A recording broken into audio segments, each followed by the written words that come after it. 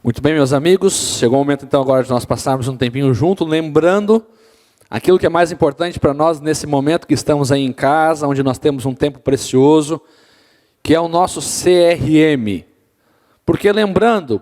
Porque sim, é uma das coisas mais importantes na vida do cristão, é que nós estejamos alinhados à vontade de Deus nesses três aspectos. Então, lembrando primeiro comunhão, nós passarmos todos os dias um tempo precioso junto com Deus, através da leitura da Bíblia, da lição da Escola Sabatina, do Espírito de Profecia. E veja, a lição da Escola Sabatina, esse trimestre está muito especial, você pode aprender muitas coisas novas e relembrar aquelas que são mais importantes. Então faça o desafio para que você possa ter esse momento todos os dias. Acorde de manhã cedo ali, faça disso a prioridade do seu dia, passe um tempo com Deus. Você não vai demorar 2, 3 horas nisso, mas passe um tempo precioso, um tempo em comunhão com Deus. O momento que nós estamos vivendo, um momento difícil, se torna cada vez mais importante nós passarmos tempo com Deus, através da oração também, buscando o poder e a força de Deus para enfrentarmos tudo isso que estamos vivendo. O segundo ponto é o relacionamento, onde nós então agimos em prol daqueles que necessitam. Você sabe, há várias campanhas aqui na igreja, você pode ajudar de várias formas, você pode trazer alimento, por exemplo, para nós ajudarmos algumas famílias que necessitam nesse momento, você pode também, através de recursos financeiros, enfim, mesmo da sua casa, você pode ajudar de alguma forma. E terceiro, a parte da missão, onde eu vou compartilhar, então, a mensagem de Jesus para as pessoas que estão sedentas, estão curiosas, estão abertas nesse momento para o Evangelho. Então você tem essa oportunidade na sua mão, pode ser através de uma mensagem do WhatsApp, pode ser através de um vídeo que você compartilhe, de uma mensagem no Facebook. Nós temos agora a oportunidade de usar as nossas redes sociais em prol da pregação do Evangelho. Tá bom? Eu faço um desafio para você aqui nessa manhã. Nós vamos começar a fazer, a partir do próximo sábado, trazer esses testemunhos. É que durante a semana você possa me enviar um testemunho daquilo que você tem feito, diferente, ou talvez aquilo que outros também já têm feito, para cumprir esses 3 propósitos de Deus para a nossa vida. Talvez uma ideia criativa que você tenha para você ter mais comunhão com Deus, você pode compartilhar. Uma ideia talvez que você teve de fazer alguma coisa para ajudar as pessoas. E uma ideia que você teve de como compartilhar a mensagem de Jesus para as outras pessoas de uma forma diferente, ou talvez alguma coisa que ninguém fez, ou talvez alguma coisa que alguém já fez. Compartilhe durante a semana esses testemunhos, e no próximo pastoreio do sábado que vem, eu vou estar trazendo para vocês o que a Igreja da Floresta tem feito para ter comunhão com Deus, para ter relacionamento com o próximo e para cumprir a missão que Jesus nos deixou. Ok? Então esse é o nosso desafio, essa é a nossa missão. E junto com isso, então, já vamos passar, então, nesse momento, para o nosso momento de recapitulação da lição da Escola Sabatina. Tá bom? Para isso, eu chamo aqui 2 amigos. Eu vou vir aqui para o meu espaço. E eu vou chamar 2 amigos especiais. Hoje nós temos aqui a presença do pastor Bruno. Já está se tornando prata da casa aí. Hoje ele vai pedir música, porque é a 3ª vez que ele vem seguida, né? Vai pedir música no Fantástico aí, pastor. Mas temos um convidado especial também, que no nosso estudo da lição, é a primeira vez que está aqui, pastor Elton. Ele não é tão novo assim, porque a igreja já o conhece bem, já pregou muitas vezes aqui, já esteve conosco muitas vezes. Mas nesse momento aqui de bate-papo, momento do fogo amigo, ele está aqui pela primeira vez. Então seja bem-vindo aí, pastor Bruno, pastor Elton. Se vocês quiserem comentar alguma coisa, mandar um abraço para alguém, agora é a oportunidade. Não, apenas agradecer o privilégio e a honra de estar aqui com você, da Floresta. É um grande privilégio para mim e de maneira muito especial espero que na recapitulação da lição, pastor Bruno e pastor Evandro, nós consigamos entender melhor os conceitos que estão sendo trazidos para nós durante essa última semana e durante essas semanas que se passaram por consequência. Também quero agradecer, mais uma vez o convite aí. 3ª vez seguida já, que privilégio. Agradecer por poder estar aqui com vocês e deixar um abraço aí para todo mundo que está nos acompanhando, em especial o pessoal do Camar. Sempre deixo meu abraço aí para as minhas ovelhas do Camar, que estão acompanhando com a gente aí. Tá certo, vamos lá então. Estou vendo aqui algumas mensagens de alguns que já têm aqui respondido aqui, colocado através do chat. Então apenas lembrando você, nós temos 2 meios aqui de você mandar as suas perguntas. Primeiro é pelo chat do YouTube aqui mesmo, o canal do YouTube, você pode escrever ali, tá bom? Mas se você talvez não quer se identificar para todo mundo, você pode mandar uma mensagem então no meu WhatsApp, está aí na tela, é o 981 25 5835, e você pode acompanhar aí então, mandar sua pergunta e assim por diante, tá bom? A gente faz um pedido especial para você, que você possa, durante o programa, já ir mandando as suas perguntas, tá bom? Porque senão a gente chega no final do programa, ali nos últimos 10 minutos, que é o momento onde muitos mandam a pergunta, e aí nós temos muitas perguntas ao mesmo tempo, e obviamente nós não vamos conseguir responder a todos. Inclusive, com isso já digo que semana passada teve algumas pessoas que mandaram a pergunta aqui no WhatsApp, não foi respondido no programa, mas depois a gente respondeu no particular, tá bom? Então, como chegou muitas perguntas ao mesmo tempo, nós não tivemos como colocar todas aqui para os nossos convidados, colocamos apenas algumas, mas aí depois no privado a gente responde para você tirando a sua dúvida, tá bom? Então se você já puder ir mandando por agora, a gente vai encaixando aqui durante o programa as perguntas, para nós aprendermos ainda mais desse tema tão importante que nós vimos nessa semana, ok? Então aqui muitas pessoas já mandando aqui um feliz sábado, a Marli, Leodete, um abraço aí para esses irmãos, o Márcio Phillips, a Júlia também está aí mandando um abraço.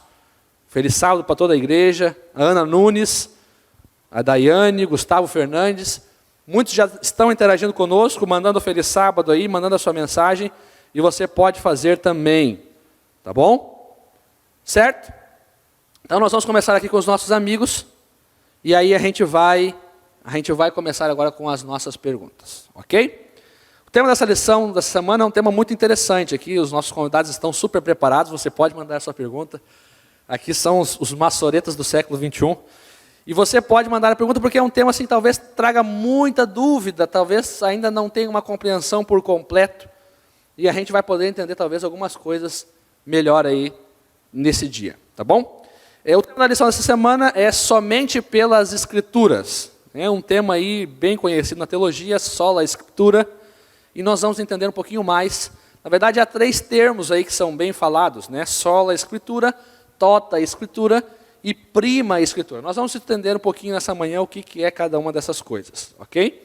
Mas apenas para nós entendermos aqui e contextualizarmos a primeira pergunta, a gente sabe que essa questão da sola Escritura, ele surgiu através de um movimento chamado Reforma Protestante. Começou lá no século XVI. Um dos principais ali percussores dessa reforma foi Martinho Lutero.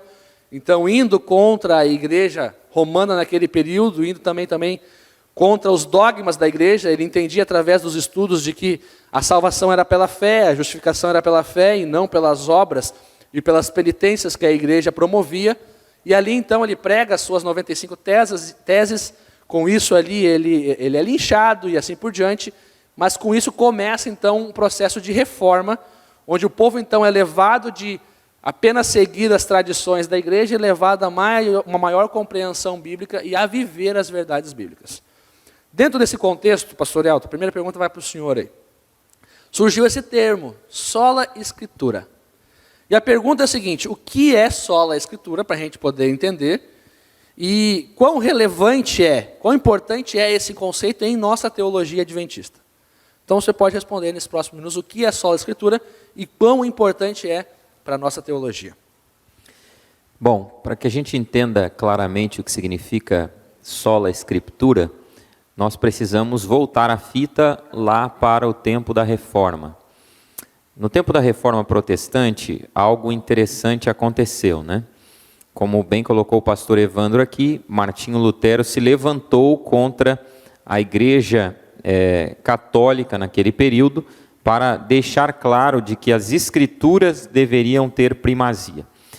Embora ele não estivesse assim de maneira muito clara no primeiro momento falado sobre isso, 2 anos depois, em um discurso, em um diálogo, em uma discussão contra Johann Eck, um dos seus oponentes no momento da Reforma, ele deixou claro de que a Bíblia deveria ter exclusividade. Então, para a gente entender bem o que significa sola Escritura, exclusividade das Escrituras. Embora o texto diga, sola Escritura do latim pode ser traduzido por somente pelas Escrituras, o conceito de sola Escritura significa exclusividade das Escrituras. Então, o que isso significa na prática para nós adventistas? Nós que somos herdeiros da Reforma e continuadores da Reforma Protestante. A Bíblia não precisa de nenhum outro documento para interpretar a si mesma. Isso não significa que nós não possamos lançar mão da arqueologia, da crítica textual, de análise léxica, sintática e por aí vai. Tudo isso são ferramentas importantes. Nós podemos usar dicionários bíblicos, nós podemos usar outras ferramentas para interpretar a Bíblia, mas a exclusividade para interpretar as Escrituras é da própria Escritura. Ela interpreta a si mesma. Então, isso é que significa sola Escritura na prática. E, por consequência, esse conceito gera um outro conceito. As doutrinas da igreja, as doutrinas da Bíblia, elas têm exclusividade na Bíblia. Elas derivam da Bíblia, não de qualquer outra coisa. Então, quando esta igreja foi estabelecer o seu conjunto doutrinário ao longo do tempo, isso foi feito somente pelas Escrituras, usando sola Escritura, esse conceito. Tá? E eu termino apenas dizendo que os reformadores entenderam que o sola Escritura, para funcionar, ele precisava ter uma certa clarificação. E é por isso que eles abordaram também o tema da clareza das Escrituras. Para que a Escritura possa interpretar a si mesma, ela precisa ser clara. Para que a Escritura possa interpretar a si mesma, ela precisa ter uma unidade. Não pode haver um desacordo dentro dela mesma. E toda ela precisa ser considerada. Então, esses são conceitos que a gente viu na lição dessa semana e que estão integralmente relacionados e derivam do conceito de sola Escritura. Repito e termino dizendo, sola Escritura significa exclusividade das Escrituras. Elas interpretam a si mesmas e a Escritura é a fonte das doutrinas bíblicas e doutrinas da igreja. Muito bem. Então, é muito importante isso para nós, né, pastor? Então a gente entende que, na verdade, a gente não precisa de nada além da Bíblia para entender aí o plano de Deus para a nossa vida, a vontade de Deus e até mesmo interpretar a própria Bíblia, né? Talvez, como o senhor citou aí, a arqueologia ou talvez outros escritos vão nos ajudar a entender aquilo que a Bíblia já nos fala, aquilo que a Bíblia já nos revela, mas sem qualquer um desses outros pontos, através da Bíblia apenas eu consigo ter a compreensão de quem é Deus, da vontade de Deus para a minha vida e viver essa vontade, né? É muito importante isso porque daí a gente exclui alguns perigos que a gente tem aí de talvez beber mais em fontes extras do que em fontes bíblicas, né? E no meio religioso a gente vê às vezes as pessoas aí se pautando dos seus comentários, dos seus argumentos mais em fontes extras do que em fontes bíblicas. Mas também há um outro perigo, né, pastor? E aqui vem uma pergunta para o pastor Bruno, que é o seguinte, às vezes, usando apenas a Bíblia, a gente também pode cometer alguns equívocos. A gente pode pegar talvez textos isolados, ideias isoladas, e defender o nosso ponto de vista através daquilo que a Bíblia apresenta e daquilo que eu pego para defender o meu ponto de vista. A gente tem duas linhas muito fortes hoje no meio religioso. Uma linha é a linha que segue ali, que tende a seguir para o legalismo, e aí foca apenas na justiça de Deus, apenas no juízo de Deus, e aí usa muito o Antigo Testamento, os textos, por exemplo, onde o juízo de Deus é imediato, é no mesmo momento.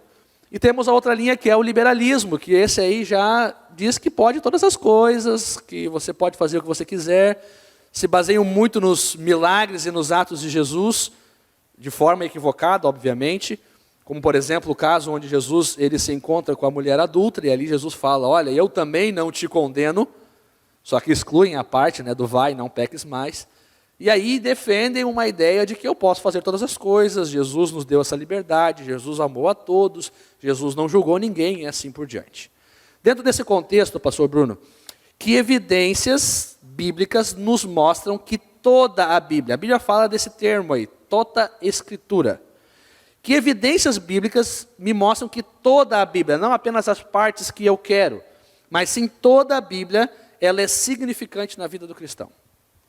Tudo bem, pastor Evandro. Como o pastor Elton aqui já esclareceu um pouquinho, quando ele estava falando do conceito de sola Escritura, né, a exclusividade das Escrituras, ele comentou que os próprios reformadores, né, da igreja, eles entenderam que para que esse termo ficasse mais claro, né, eles criaram ali podemos dizer, algumas subcategorias, e aí entra o termo tota Escritura, né, toda a Escritura. Mas é importante a gente salientar que assim como sola Escritura, assim como tota Escritura, talvez eles tenham sido cunhados pelos reformadores, ali o termo em latim, mas o conceito de sola Escritura não é de Martinho Lutero, né? O conceito de sola Escritura é bíblico, da mesma maneira que o conceito de tota Escritura é bíblico. Então a gente eles resgataram ali uma verdade bíblica, né? Não foi algo que eles simplesmente inventaram da cabeça deles. Então, a ideia de toda a Escritura, a gente vê ela, a própria Bíblia fala a respeito dessa unidade interna que a Bíblia tem. Tá? Então, você pega ali 2 Timóteo 3, verso 16, onde o apóstolo Paulo fala que toda a Escritura é inspirada por Deus. O próprio apóstolo Pedro cita em 2 Pedro 1, capítulo 1, verso 20, né, que nenhuma profecia da Escritura provém de particular elucidação humana, né, mas foram homens santos que falaram da parte de Deus, movidos pelo Espírito Santo. Então a gente percebe que a Bíblia como um todo ela tem uma unidade interna, ou seja, os textos que estão ali, todos eles foram inspirados pelo Espírito Santo. E isso quer dizer que dentro da Bíblia não existe uma hierarquia do que é mais inspirado ou do que é menos inspirado. Isso é uma ideia que talvez seja até um pouco corrente em alguns movimentos. Porque os evangelhos são mais importantes, porque isso é mais importante, aquilo é mais importante. A Bíblia em nenhum momento ela procura fazer essa categorização, essa hierarquia entre aquilo que é mais inspirado e aquilo que é menos inspirado. A própria Bíblia dá testemunho a respeito de si mesma, que ela, como um todo, é inspirada por Deus. E toda ela, né, quando Paulo fala que toda a Escritura ela é inspirada por Deus, ele também diz que toda ela é útil para o ensino, para a repreensão, para a correção, para a educação na justiça. Então, essa unidade interna da Bíblia é o que nos garante que nós podemos ter a Bíblia como exclusividade para a regra de fé. Muito bem. Aprendemos um pouquinho mais aí. E é muito importante isso também, né, pastor Bruno, porque às vezes a gente tem a tendência de julgar, né, qual parte da Bíblia é mais importante, né? E geralmente esse julgamento vem da nossa opinião. Bom, eu acho que é mais importante isso porque essa parte é mais confortável para mim.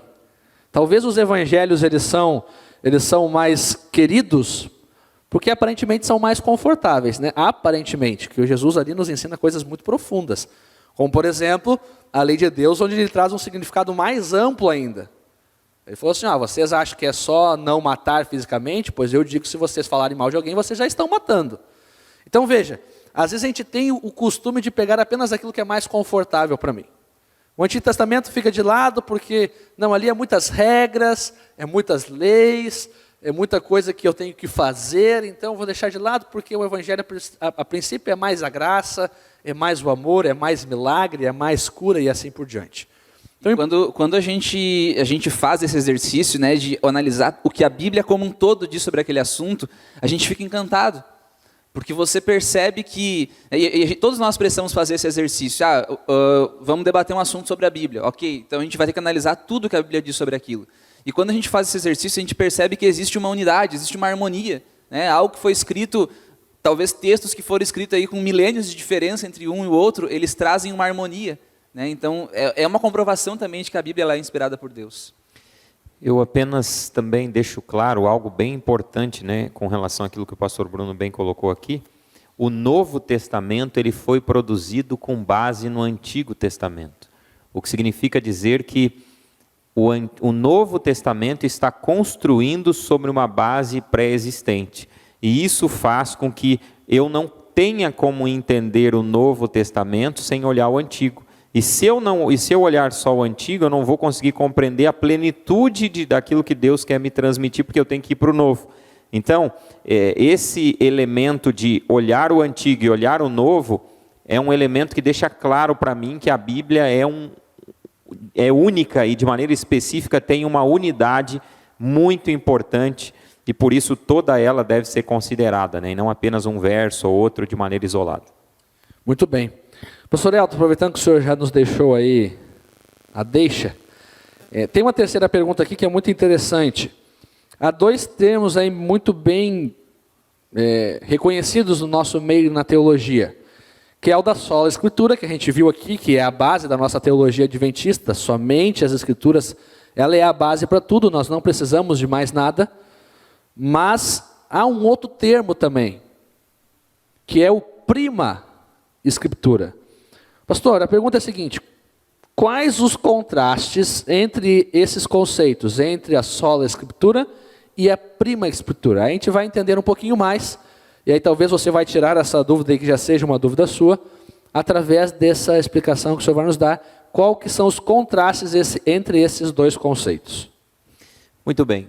como disse o pastor Evandro, esses dois conceitos são muito correntes na teologia, né, bem conhecidos, mas talvez não seja conhecido de todos nós. Então, primeira coisa importante, apenas clarificando, sola escritura significa a exclusividade da Escritura, somente pelas Escrituras. A Bíblia, no conceito de sola escritura, ela não está ligada a nenhuma outra coisa que não ela mesma se interpreta, ela mesma de maneira muito clara produz a doutrina, ela mesma não está ligada a nenhuma outra coisa.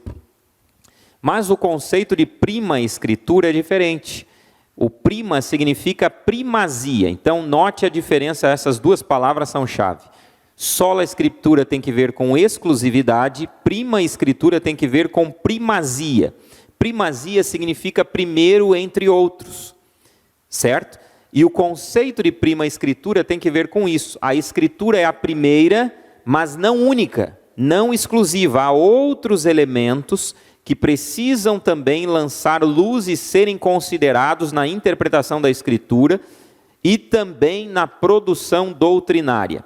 Então, só para ficar claro, esse conceito prima escritura é um conceito que vem lá desde o Concílio de Trento, no século XV e XVI. Nesse período aí, houve o Concílio de Trento, especialmente no século XVI.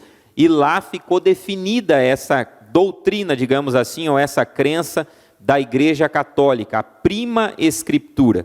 E esse conceito tem que ver com a questão da tradição, da importância da igreja. Então, veja, se o sola escritura significa de que a escritura interpreta a si mesma, que a escritura é clara para isso, ela precisa ter clareza para se interpretar a si mesma. E mais do que isso, para se interpretar a si mesma, ela também precisa ter uma unidade. Quando a gente vai ao conceito de prima escritura, esse conceito de clareza, por exemplo, não existe. Os católicos entendem de que a Bíblia não é clara o suficiente para o leitor comum, como eu e você, para ser compreendida. Então, é o clero que tem que lançar luz, é a igreja que tem que lançar luz sobre a interpretação da Escritura. E nesse sentido, a Escritura não está sozinha ao interpretar a si mesma. Ela precisa ser interpretada pelas lentes da tradição e pelas lentes da igreja. Então, essa é a diferença conceitual entre sola escritura e prima escritura. Sola escritura, eu não preciso de nada para interpretar a Bíblia, ela interpreta a si mesma. Um texto lança luz sobre outro. Eu vou dar um exemplo aqui.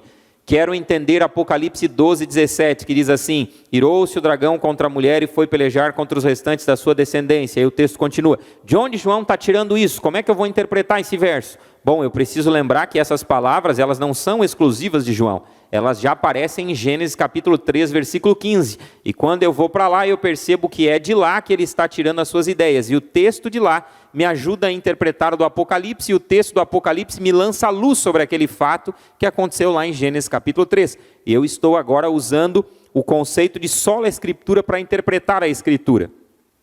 Quando eu uso o conceito de prima escritura, eu preciso daí ver o que a igreja acha, o que a tradição disse sobre esse verso do Apocalipse, para entender esse verso e entender o texto de Gênesis.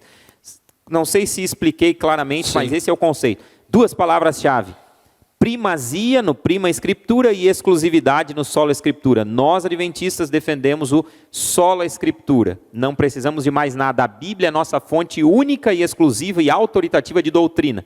Para a Igreja Católica não é assim. Para outros que aceitam o conceito de prima escritura não é assim. Eles precisam da tradição e das lentes da igreja, do magistério, digamos assim, para interpretar as escrituras e para formar uma doutrina. O prima diria então que a Bíblia ela é importante, mas ela não é suficiente para entendermos tudo sobre todas as doutrinas. Precisaria de algo a mais, que daí talvez seria a tradição da igreja, os dogmas da igreja e assim por diante. Isso mesmo, ela não é clara o suficiente para ser interpretada exclusivamente por ela mesma. Muito bem. Até mesmo lembrando o nosso querido ouvinte aqui, né, pastor Elton, de que a Bíblia ela não foi escrita de forma temática, né? O livro de Gênesis fala só sobre salvação, o livro de Êxodo fala só sobre pecado. Não foi escrito de forma temática. Então eu preciso de toda a Bíblia de fato para interpretar sobre todos os assuntos. E aí há o perigo de nós não pegarmos um texto isolado, porque Deus não nos daria uma doutrina em apenas um verso, mas sim pegarem toda a Bíblia, como diz ali a própria Bíblia, um pouco aqui, um pouco ali, para nós entendermos o todo de um mesmo assunto. Então, quando vai falar sobre salvação, a gente vê lá no Antigo Testamento, Abacuque falando, o justo viverá pela fé. A gente vê lá Paulo usando o mesmo texto e falando muito sobre a fé nos seus escritos e fala, o justo viverá pela fé. Então, a gente vê que a Bíblia ela tem uma união em tudo isso que nós estamos vendo referente às doutrinas e os ensinamentos bíblicos. Pastor, eu apenas acrescento duas coisinhas mais, né? Como é que Jesus, por exemplo, interpretou as Escrituras? Pelas Escrituras, pelo seu contexto. Ele não precisou usar outra ferramenta. Aliás, eu cito uma frase aqui de um grande estudioso bíblico chamado Leon Morris, que disse assim, a Bíblia é o único livro que Jesus citou. O único. Então, ele deixou claro de que ele seguia o conceito de sola escritura e não o conceito de prima escritura. Muito bem. Nós estamos indo bem aqui. Lembrando você que talvez entrou agora, você pode mandar aí o seu recado, a sua pergunta pelo WhatsApp que vai aparecer na sua tela, o 981-255835, ou também pelo chat. Aqui já recebemos algumas perguntas aqui, nós vamos deixar para depois, bem difíceis, mas vocês são feras. E a gente vai então interagindo nesse momento, tá bom? Então mande sua pergunta, mande seu comentário. Eu vi aqui alguns mandando abraço mais uma vez. Aqui o Ivan mandando um abraço aí, um feliz sábado para todos os membros. Também aqui a Maria Luísa mandando um feliz sábado. Saudade da igreja, né? A Neila, a Ione também comentando. Queria mandar um abraço especial, pastores, e um beijo para os meus pais. Eles me mandaram mensagem que estão assistindo aqui. Pais são pais, né? Onde você for, eles vão atrás. E eles estão assistindo aqui, beijo, pai e mãe. E que todos estão nos assistindo também aqui, um grande abraço. Mande o seu recado aí, mande a sua pergunta e nós vamos estar interagindo com vocês. Tá bom? A quarta pergunta é uma pergunta interessante aqui. O pastor Bruno responde agora, né? Tem um termo aí, esses dias eu estava filosofando aí e senti razoavelmente uma saudade do futebol. Não sei porquê, né? Gosto pouco, né? Inclusive, queria mandar um abraço aí, porque nós temos um ministério do futebol aqui na igreja, pastor. É o Ministério Futset.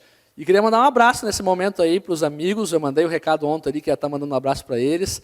E um abraço aí para os jogadores, para os craques do Ministério Futset. E é um ministério mesmo. Nós jogamos bola, mas antes nós meditamos na Palavra de Deus. Nós temos um pequeno grupo que se reúne uma vez por mês. Claro que essa pandemia nos deu uma parada aí, mas a gente vai voltar logo em seguida. E, inclusive, nós temos resultados evangelísticos de decisões tomadas através do Ministério do Futebol. Então, um abraço aí para os meus amigos do Ministério do Futebol, que estão nos acompanhando também.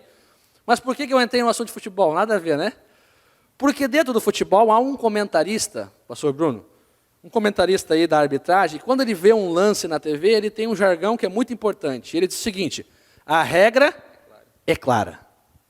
E não importa, a regra é clara. Ah, mas o fulano... Não, a regra é clara. Pegou na mão dentro da área, o jogador estendeu a mão, é pênalti. Fez um carrinho violento, é expulsão. A regra é clara. Trazendo para o nosso contexto do nosso estudo aqui, pastor, do estudo da Bíblia, a gente pode dizer também que a Bíblia é clara contra os assuntos que ela apresenta? E a pergunta é a seguinte, como podemos ter certeza de que a Bíblia é clara em seus conceitos e seus princípios?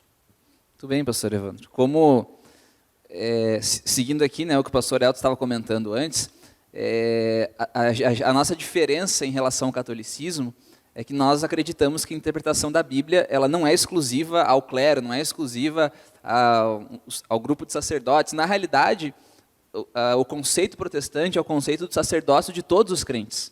Então, todos que fazem parte da comunhão da igreja, eles têm um ministério sacerdotal, de certa maneira. E isso quer dizer que a Bíblia ela é clara para a interpretação de qualquer pessoa. E isso é interessante a gente perceber. Eu tenho certeza que muitos que estão nos acompanhando aqui talvez conhecem pessoas que mal sabem ler e escrever e que dão estudos bíblicos. Ou pessoas que aprenderam a ler através do estudo da Bíblia. Às vezes pessoas semi-analfabetas, mas que já têm um conhecimento claro e suficiente das Escrituras. Então nós entendemos, e o próprio Jesus nos dá esse exemplo, né, a gente vê que Jesus, várias vezes ele cita as Escrituras e ele confronta as pessoas, a lição, inclusive a lição de terça-feira, ela citou várias passagens ali, que eram textos nos quais Jesus confrontava as pessoas, especialmente os fariseus, né, com a seguinte expressão, a expressão que aparecia ali várias vezes era essa, não vistes o que está escrito? Né, você não conseguiu entender o que está escrito na Bíblia? Então ele está confrontando aquelas pessoas para mostrar que a Bíblia ela é clara. Né? E ali, aquele texto de João 5, verso 39, também é um texto interessante. A lição não cita, mas eu acho que ele se encaixa bem nesse contexto aqui. Quando Jesus ele chega diante dos fariseus e diz: examinais as Escrituras, porque julgais ter nelas a vida eterna, e são elas mesmas que testificam de mim. Jesus ele chega diante dos fariseus, ele fala para eles: olha, vocês examinam as Escrituras, vocês não conseguem perceber que são elas mesmas que dão testemunho de mim? Que as Escrituras estão falando de maneira clara a respeito de mim? Então, o próprio Jesus, ele, no seu ministério terrestre, ele deixou claro que a Bíblia ela tinha uma clareza que era perceptível ao leitor comum da Bíblia. Agora, é claro, a gente também precisa admitir que, acho que todos nós aqui, em algum momento, a gente leu um texto da Bíblia e nos deparamos ali com uma dificuldade de interpretar aquele texto. Talvez alguma coisa que a gente leu e numa primeira leitura a gente não conseguiu entender, e a gente precisou talvez recorrer a outras pessoas para nos auxiliar, a talvez algum comentário bíblico. Por isso que o pastor Elton, logo no início, ele falou que nós acreditamos no sola escritura, a exclusividade das escrituras. Então, a interpretação da Bíblia, ela se dá pela Bíblia somente. Mas é claro que outros recursos eles podem nos auxiliar, mas eles não são a regra final, eles não são a palavra final. Então, eu destaco aqui um outro papel muito importante que nós temos como igreja, porque algumas pessoas acusam, principalmente os católicos, eles fazem uma acusação aos protestantes, dizendo que o princípio de sola escritura, ele abriu uma caixa de Pandora e gerou um caos interpretativo, onde cada um interpreta a Bíblia do jeito que quer. Esse é um argumento que é utilizado muito principalmente pelos católicos. E obviamente que a gente entende que não é assim. Eu gosto muito de um escritor cristão, Kevin Van Hooser, ele tem um argumento muito forte em relação a isso, ele fala do papel das comunidades interpretativas. Nós, como igreja, somos uma comunidade interpretativa. Não quer dizer que a igreja, as nossas comissões, os nossos concílios, as decisões que são tomadas ali, elas são inerrantes, elas têm a mesma validade que a Bíblia, não é isso que nós queremos dizer. Mas as comunidades interpretativas, elas têm um valor para que nós, como cristãos, a gente tenha uma base também na hora de interpretar a Bíblia. E isso é interessante a gente perceber, por exemplo, quando uma pessoa ela entra para a igreja, ela é aceita no hall de membros da igreja. Antes dela passar pelo batismo, o pastor Elton, que é secretário da nossa associação, aqui ele sabe muito bem, é necessário que ela faça o que diante da igreja? O voto batismal. E o voto batismal ele é muito interessante, porque ali, no voto batismal, nós estamos dizendo que nós, como igreja, nós concordamos com a mesma interpretação daquele assunto. No voto batismal, a pessoa ela dá testemunho diante da igreja daquilo que ela acredita a respeito da Bíblia. E a igreja confirma o testemunho daquela pessoa, aceitando ela como membro, no hall de membros da igreja. Então, eu acho que é importante a gente entender que cada pessoa, cada indivíduo pode sim, de maneira individual, ao estudar a Bíblia, ela pode encontrar ali a verdade suficiente, fundamental para a salvação. A Bíblia por si só, ela se interpreta, nós não precisamos de outros recursos para nos dar para obter a verdade a respeito da Bíblia, mas nós também não devemos simplesmente esnobar esses outros recursos. Aí outro autor cristão, que eu acho muito interessante, ele fala do esnobismo cronológico, C.S. Lewis. E ele fala que é importante a gente considerar aquilo que foi falado anteriormente, aquilo que foi pensado anteriormente, aquilo que foi estudado anteriormente. Então eu acho que como cristãos, nós precisamos ter esse respeito na hora de estudar as Escrituras e não achar que nós, pela nossa própria leitura, pela nossa própria interpretação, o nosso próprio eu, ele consegue já interpretar tudo e a gente pode sair, através disso, a gente pode sair talvez criando algumas doutrinas estranhas. Então, por isso que eu acho importante que nós, como igreja, tenhamos apoio, a gente estude a Bíblia em conjunto. Esse momento da Escola Sabatina é fantástico, porque a gente está estudando a Bíblia em conjunto. A gente está abrindo a palavra de Deus. Então, durante a semana, o que aconteceu? Todos nós estudamos. Mas agora nós chegamos aqui, a gente troca ideia a respeito daquilo que nós estudamos. E foi assim que as doutrinas da nossa igreja elas foram fundadas, elas foram firmadas. Foram cristãos fiéis, estudando a Bíblia, e juntos eles compartilhavam os seus insights, compartilhavam o que o Espírito Santo estava mostrando para eles. E nós acreditamos que o Espírito Santo ele guia a comunidade, ele guia a igreja para chegar na interpretação correta das Escrituras. Então, eu acho importante a gente salientar que a Bíblia ela é clara, e é importante a gente salientar isso, mas também nós não podemos ir para um lado de um individualismo, de um egoísmo extremo, achando que cada pessoa pode interpretar a Bíblia ao seu bel prazer de maneira subjetiva.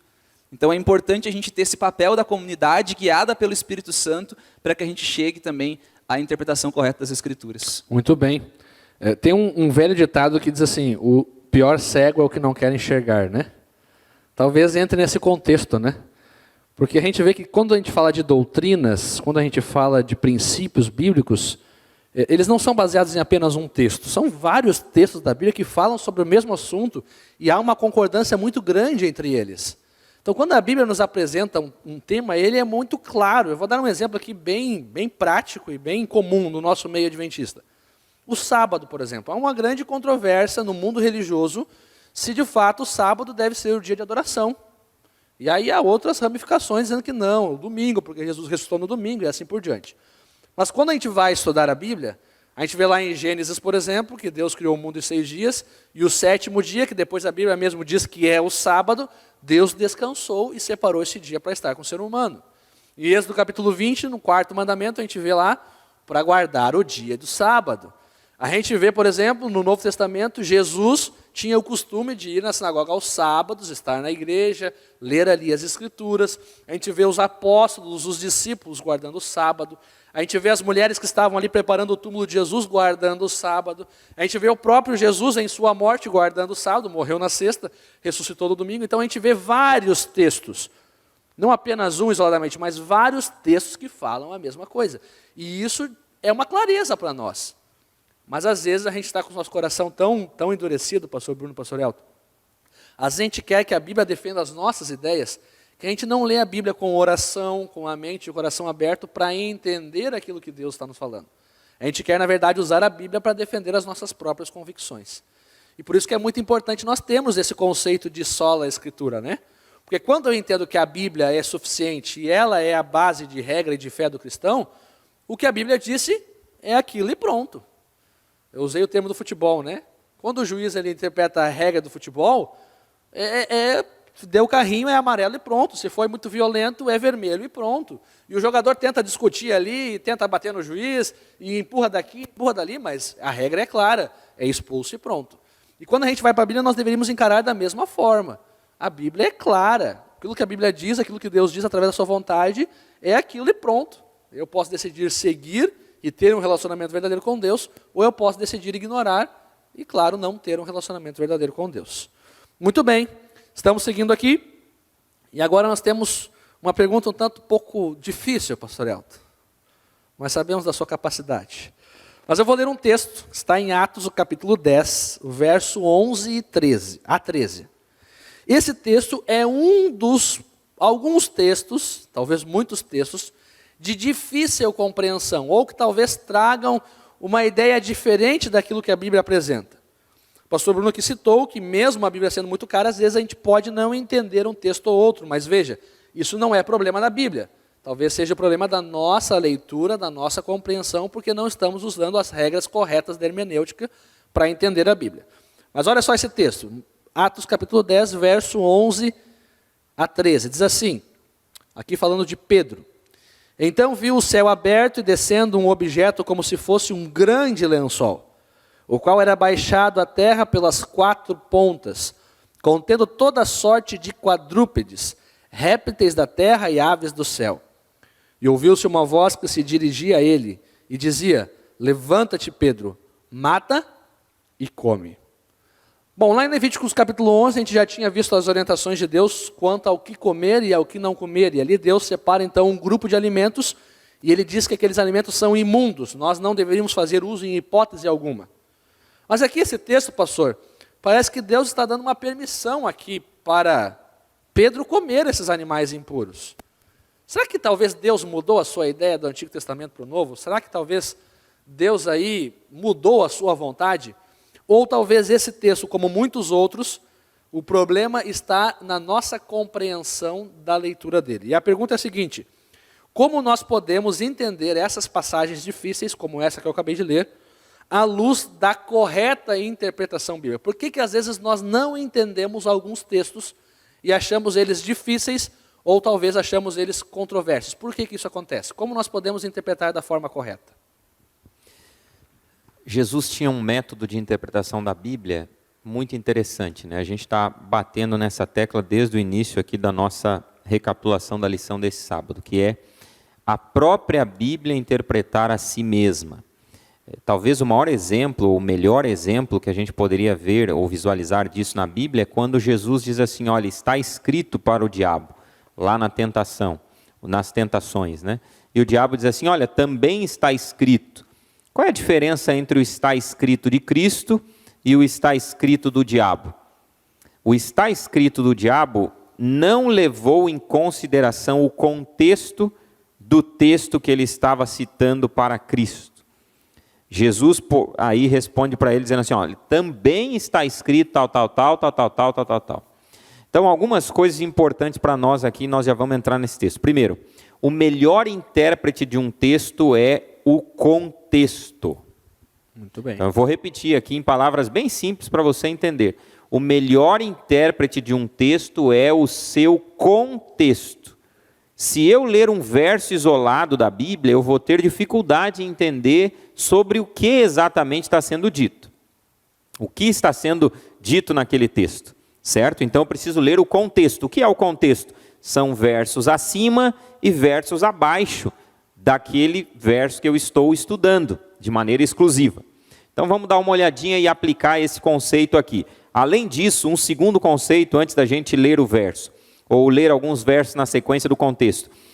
Toda a Escritura precisa ser considerada. E aí entra a tua questão, será que Cristo agora permitiu aqui, ele mudou o que ele tinha dito antes? Bom, isso é impossível, porque nós acabamos de ver de que a Bíblia é um livro que tem uma unidade, ela não se contradiz. Então o que é dito no Antigo Testamento é sublinhado, reforçado no Novo. O que é dito no Novo já foi dito no Antigo em palavras assim que deram um insight para que aquele autor do Novo Testamento ampliasse o tema. Bom, com esses dois conceitos em mente, vamos dar uma olhadinha aqui no versículo 17. Diz assim, enquanto Pedro, capítulo 10 de Atos, verso 17. Enquanto Pedro estava perplexo sobre qual seria o significado da visão. Veja, Pedro recebe a visão e ele não entende o significado. E ele fica agora meditando. Qual é o significado disso aqui? Vamos voltar para o versículo 14, que diz assim, Pedro replicou, veja que Deus mandou ele comer e ele diz assim, de modo nenhum, Senhor, porque jamais comi coisa alguma comum e imunda. Sublinha essas duas palavrinhas aí, comum e imunda. No versículo 15, de novo aparece a palavrinha comum. E aí o versículo 17, que é a sequência, diz assim, olha, Pedro está meditando sobre o significado. A história se desenrola e quando você vai para o capítulo 10, verso 28, você encontra uma espécie de Ctrl+C, Ctrl+V do verso 14 e nos ajuda a entender o conceito. A quem se dirigiu dizendo, vós bem sabeis que é proibido a um judeu ajuntar-se ou mesmo aproximar-se a alguém de outra raça. Mas Deus me demonstrou, olha, Deus me demonstrou que a nenhum homem considerasse comum ou imundo. São as mesmas palavras e no grego é igualzinho o texto. Você pega e Ctrl+C, Ctrl+V, comum e imundo. As mesmas palavras. Então, o que o texto nos diz? O que o contexto nos diz? Que Jesus não está liberando nada aqui. Essa visão tinha um outro propósito, um outro significado. Foi uma imagem para falar de uma outra coisa mais importante para Pedro, que tinha que ver com a aceitação dos gentios no povo de Deus. Então, esse texto deixa isso muito claro, eu não tenho mais tempo para falar aqui para vocês, porque nós temos ainda outras questões para abordar, mas que fique claro de que o contexto explica o significado da visão. Essa visão não tinha nada a ver com comida. Essa visão foi uma ilustração que Deus deu para Pedro, para ele entender um propósito maior.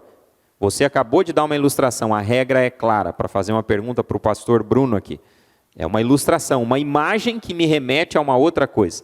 E é exatamente isso que Deus fez com Pedro, e se a gente continuasse olhando outros textos da Bíblia, além do contexto imediato, a gente perceberia isso claramente. Que legal, pastor. Então a gente percebe que é um perigo muito grande nós estudarmos alguns versos isolados, né?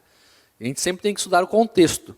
E lembrando que o contexto às vezes pode ser alguns versículos, mas pode ser um capítulo, às vezes mais de um capítulo, né?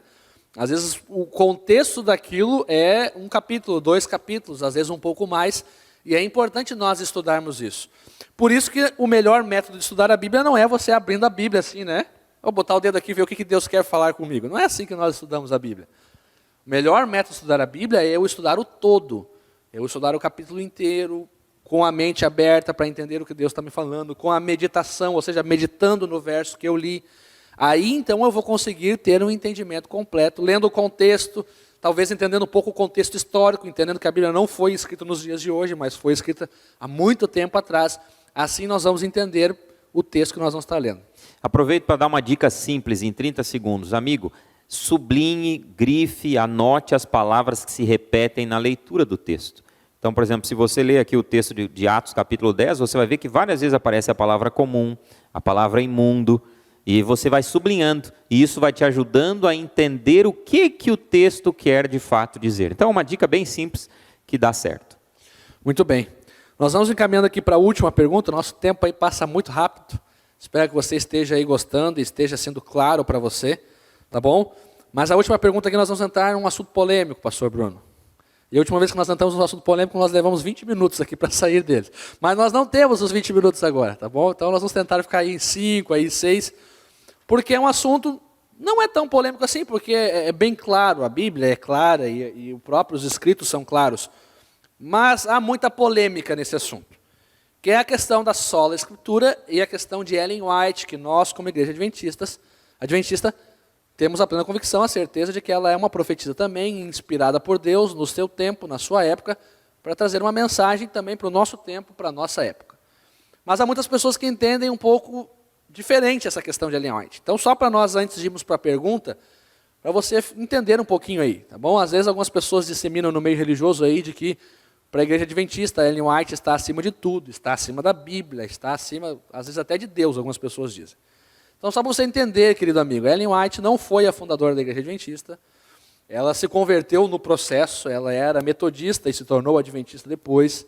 Ela nunca se colocou acima da Bíblia e das coisas de Deus, pelo contrário, sempre defendeu a Bíblia, né? Sempre defendeu a palavra de Deus como sendo também uma autoridade, não apenas uma autoridade, mas uma base de regra e de fé.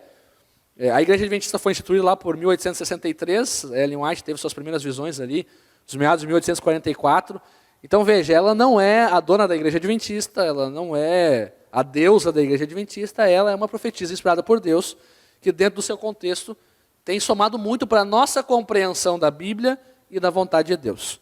E dentro dessa pequena explicação, pastor Bruno, a pergunta é a seguinte: como Ellen White lidava então com a autoridade bíblica e os seus próprios escritos? Será que ela tinha os seus escritos como mais importante que a Bíblia? Será que ela tinha essa convicção da sola escritura? Como que Ellen White considerava então a autoridade bíblica e os seus escritos? Bom, é importante ficar bem claro que todos os princípios que a gente falou aqui, né, da exclusividade das Escrituras, a totalidade das Escrituras e a clareza das Escrituras, Ellen White, ela endossou todos esses princípios nos seus escritos. Tá? O problema é que, às vezes, nós fazemos confusão, né? Ou, às vezes, os próprios críticos de Ellen White, na tentativa de distorcer aquilo que ela falou, fazem também uma confusão intencional. Mas ela, em todos os seus escritos, ela salientou isso. Vou usar alguns exemplos. Claro, Ellen White disse, no livro Testemunhos Seletos, volume 1, página 571, que a Bíblia é o seu próprio intérprete. Tá? Então, ela aqui ela está falando da questão da clareza das Escrituras. A Bíblia, por si só, se interpreta. Nós, que acreditamos no dom profético de Ellen White, nós que somos adventistas, acreditamos no dom profético de Ellen White, é muito importante a gente entender a intenção que ela tinha ao escrever o que ela escreveu, e a intenção que Deus tinha ao levantar o ministério profético de Ellen White. E ela mesma deixa isso muito claro. Tá? Então, eu vou citar aqui algumas coisas que Ellen White falou, que ela fala a respeito do sola escritura e também da clareza das escrituras. Ela diz, por exemplo, só achar minhas anotações aqui, ela diz, por exemplo, que a palavra de Deus é suficiente para iluminar a mente mais obscurecida e pode ser compreendida por todo aquele que sinceramente deseja entendê-la. Só um parêntese, o conceito de sola escritura. Toda a Bíblia é suficiente para a nossa compreensão. Então ela tinha essa ideia da sola escritura fixada na sua cabeça. E a clareza das escrituras também, né? Que ela fala, a palavra de Deus ela é suficiente para iluminar a mente mais obscurecida. Aí ela fala também, isso é uma coisa que às vezes a gente tem a tendência a fazer. Por quê? Porque nós entendemos que Ellen White ela foi tão inspirada como os autores da Bíblia. certo? Que não existe meia inspiração, não existe ser mais inspirado, menos inspirado. Ou é inspirado ou não é. Sim. Ok, nisso nós concordamos, isso é tranquilo para nós. Mas o que talvez alguns fazem confusão é na hora de entender o papel e a autoridade que Ellen White tinha. E ela fala a respeito disso. Então, às vezes, quando a gente tem um assunto polêmico teológico, um assunto polêmico bíblico, muitos de nós, a gente tem aquela tendência de ir correndo. O que Ellen White falou sobre esse assunto? E ela diz assim, a Bíblia deve ser apresentada como o termo de toda polêmica e o fundamento de toda fé. Parábolas de Jesus, página 40. E eu vou usar uma outra ilustração de um caso que aconteceu em 1888. 1888, rapidamente aqui, foi a conferência geral, talvez a mais polêmica da história da Igreja Adventista. O assunto ali era a lei em Gálatas. Então tinha um grupo que falava que a lei em Gálatas se referia à lei cerimonial, e outro grupo que falava que se referia à lei como um todo, e a insuficiência da lei para salvar. E aí, no meio de toda aquela polêmica, tinha pessoas que estavam desesperadas para saber o que Ellen White tinha para falar sobre aquele assunto. E ela tinha escrito algo sobre a lei em Gálatas, de fato. Mas, misteriosamente, curiosamente, e eu diria até que intencionalmente, aqueles escritos se perderam. E aí ela comenta o fato daquilo que ela havia escrito sobre a lei em Gálatas ter desaparecido. Ela diz assim, procuraram por 2 anos e não se encontrou. E ela diz assim, ela própria comentando sobre esse acontecimento, Deus tem uma intenção nisso. Ele quer que abramos a Bíblia e busquemos as evidências somente nas Escrituras. Então a própria Ellen White, ela entendia o papel da suficiência, da totalidade das Escrituras e da exclusividade das Escrituras. Mas, para a gente resumir aqui, porque o nosso tempo é curto, e esse é um assunto bastante polêmico, Ellen White, ela diz, ela também diz a respeito desse assunto, qual que era o papel, então, dos escritos dela. Então ela deixa bem claro que o papel dos escritos delas não estão no mesmo pé de autoridade da Bíblia. Os escritos dela não têm a mesma função que a Bíblia. Ela deixa isso muito claro. E aí ela diz o seguinte, ela se refere, ela usa uma ilustração para dizer que a Bíblia dela, os escritos dela são uma luz menor para levar homens e mulheres à luz maior que é a Bíblia. E aí tem uma outra citação dela que a lição colocou aqui que eu acho muito interessante. Ela diz o porquê que Deus inspirou ela, porquê que Deus deu o que ela chama dos testemunhos, que é aquilo que ela escreveu. Ela diz assim, vocês não estão familiarizados com a Bíblia, vocês não estão familiarizados com as Escrituras. Se tivessem feito da Bíblia o objeto de seus estudos com o propósito de atingir o padrão bíblico e a perfeição cristã, não teriam necessitado dos testemunhos. Porque negligenciaram tomar conhecimento do livro inspirado de Deus, ele procurou alcançar vocês por meio de testemunhos simples e diretos. Então, olha só o que Ellen White ela diz. Ela não diz que Deus deu os testemunhos dela para nos trazer detalhes que a Bíblia não falava, para nos acrescentar uma luz que a Bíblia não tinha dado. Ela diz de maneira muito clara, Deus deu os testemunhos porque o povo tem negligenciado as Escrituras. O povo tem negligenciado as Escrituras. Então, na realidade, ela diz, Deus deu os testemunhos porque vocês não têm estudado a Bíblia. Então, ele está dando os testemunhos, ela se referia, os seus escritos como os testemunhos, para que vocês voltem à Bíblia, para que vocês voltem a estudar a Bíblia. Então, para fechar aqui, bem resumidamente, Ellen White ela deixou claro que os assuntos teológicos eles precisam ser resolvidos a partir e à luz da Bíblia. E os escritos dela servem para nos conduzir à Bíblia. Então, se eu tento resolver assuntos teológicos, assuntos doutrinários com base na Bíblia, com base nos escritos de Ellen White, eu estou fazendo o contrário ao que ela mesma disse. Se eu estou lendo mais Ellen White do que lendo a Bíblia, porque eu acho mais interessante, uma linguagem melhor. É uma linguagem melhor, dá uns detalhes que eu não tinha visto antes, eu acho mais interessante, acho mais bacana, eu estou, inclusive, fazendo exatamente o que ela disse que era para eu não fazer. Muito bem. Eu só diria, finalizando aqui o que o pastor Bruno colocou, o nosso tempo já terminou, de que quem faz isso ou quem crê nisso é porque não estudou Ellen White como deveria. Quem estuda Ellen White vai se apegar mais à Bíblia, vai passar mais tempo com a Bíblia e vai saber que ela não recebeu nenhuma verdade adicional. Porém, eu só termino dizendo uma coisa, a Bíblia diz que nós teríamos o Espírito de profecia, então não há nenhuma dificuldade em entender o papel de Ellen White em relação à sola escritura. É sola escritura, então não posso ter Ellen White. Pode, porque a própria Bíblia autorizou isso. porém eu não posso colocar ela no lugar da Bíblia ou acima da Bíblia. Então a gente percebe também, finalizando, que há dois erros muito comuns, né? Primeiro, de colocar Ellen White seus escritos acima da Bíblia, e ela mesma diz para não fazer isso. Se ela diz, não é nós que vamos fazer. E segundo, de ignorar também os seus escritos, achando que também não tem relevância nenhuma, porque, lembrando apenas que os seus escritos vieram também porque nós estamos num mundo um pouco diferente da época da Bíblia. Então, alguns conceitos que são bíblicos, ela traz uma linguagem contemporânea para nós podermos entender esses assuntos. O nosso tempo acabou aqui. Só para resumir uma frase aqui, né? Eu acho Rapaz, que eu vou ser demitido. honrar o legado profético de Ellen White é voltar à leitura das Escrituras, né? Então, como o pastor Elton falou, quando a gente lê ela, a gente entende o que ela escreveu, a gente vai admirar e querer conhecer mais e estudar ainda mais a Bíblia. Muito bem. Pastor Elton, finaliza com uma oração para nós nesse momento, então.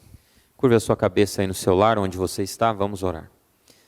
Querido Pai, nós queremos te agradecer pela recapitulação da lição, por aquilo que foi discutido aqui, pelos conceitos que nós estudamos durante essa última semana. Queremos que o Senhor nos ajude a entender que a Tua palavra é clara e por ela mesma nós podemos interpretar a Tua vontade. Nos ajude a não impormos à Bíblia um conceito que não é dela. Ajude-nos a cada manhã buscarmos a iluminação do Teu Espírito para compreender a Tua palavra. Nos ajude a nos apegarmos à Tua palavra, que nós possamos seguir o conselho, inclusive de Ellen White, apegai-vos à Bíblia, como única regra de fé e prática. Que essa seja a nossa vontade, a nossa experiência todos os dias a partir de agora. Que possamos amar a Bíblia e não apenas lê-la, mas estudá-la profundamente, para que a nossa vida seja abençoada e possa abençoar outras pessoas por consequência. Oramos em nome de Jesus. Amém. Amém. Obrigado aí pela sua companhia. Continue conosco conectado aí. Até semana que vem para mais um estudo da nossa lição.